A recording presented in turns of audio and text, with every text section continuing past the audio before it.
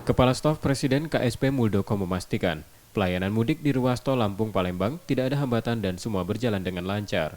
Muldoko juga sempat melakukan peninjauan ke rest area KM 190 dan KM 234 di ruas terbanggi besar, Pematang Panggang, Kayu Agung. Pihaknya memprediksi puncak arus mudik terjadi 29 sampai 30 April 2022, sesuai jadwal cuti bersama Lebaran 2022. Belum, belum, masih landai banget ya, masih landai banget. Mungkin masih ada jam hari kerja ya, hari kerja masih 2 hari sehingga ini belum padat. Kalau diprediksi dari teman-teman tanggal 29.30 keluar mudiknya.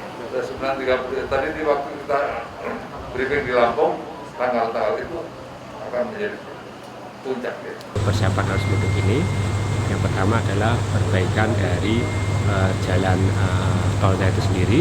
Kita ada perbaikan sama untuk pemenuhan SPM-nya. Yang kedua, untuk mengantisipasi lonjakan pengendara, kita menyiapkan antisipasi di gerbang tol atau di gate tol mulai dari Bakahuni sampai Kayu Agung. Kemudian yang ketiga juga kita menyiapkan antisipasi lonjakan pengendara pengemudi di lokasi rest area.